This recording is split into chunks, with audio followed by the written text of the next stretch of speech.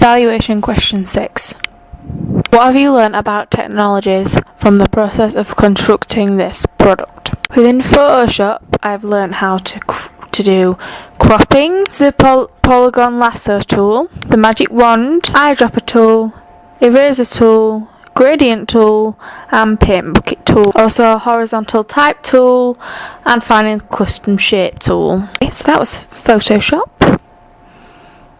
Adobe InDesign, I've learned how to design master pages. Use the type tool, the rectangle frame tool, the rectangle tool, the gradient tool, and the eyedropper tool.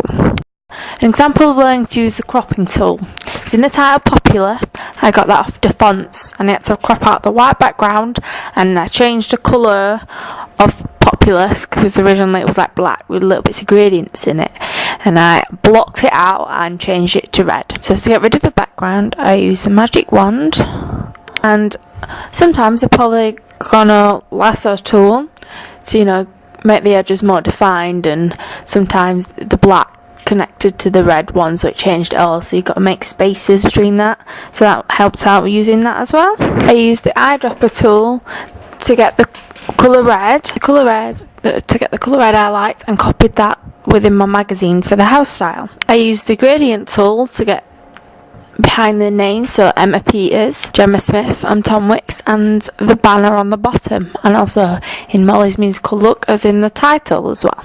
I also used the eraser tool around the main image, which I originally cropped out, but then obviously in the end, as you can see, I edited the background.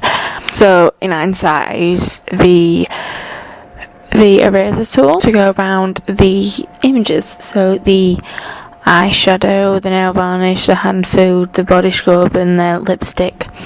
And I use a polygonal lasso tool to crop down that to make it more neater and more precise. While in the process, I also use the magic wand to, get things out quicker. The big, background around the edge a lot quicker than using the polygonal lasso tool, as it's just a lot faster, because the polygonal lasso tool is just to get the precise around the edge. Again, the paint bucket tool I used all around as the colour on the title Popular with the reddy purple sort of thing. It's on Emma Peters, Gemma Smith, all that exclusive interviews around the new, around No Wonder Megan's Greatest Season on the double page spread, for the text, most of the text on the double page spread, and on the background with the free posters, and again, same title again.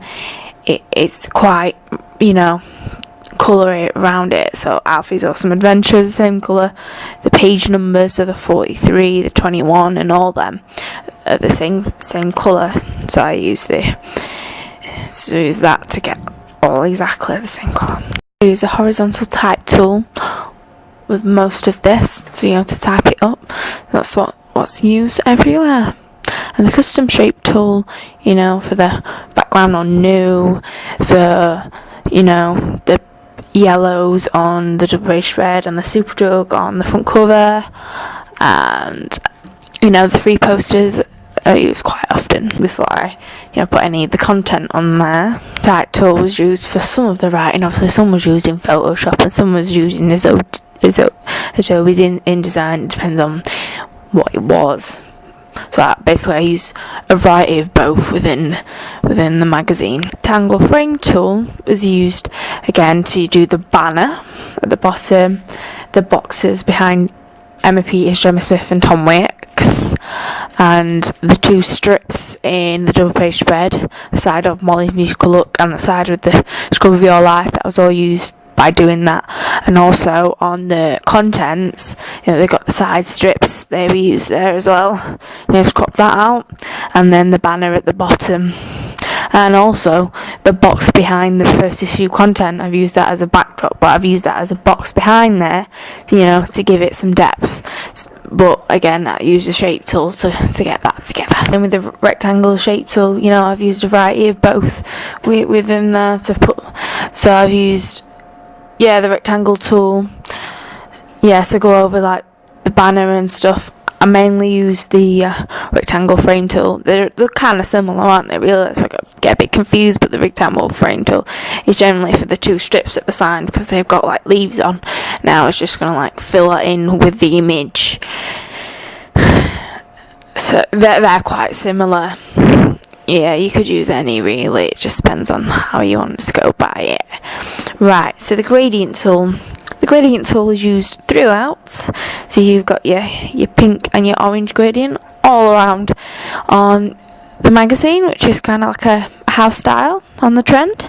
And the eyedropper tool, again, I explained it for the Photoshop. It's exactly the same. I've used some on Photoshop and some in here, so that's what I've learned by creating this magazine.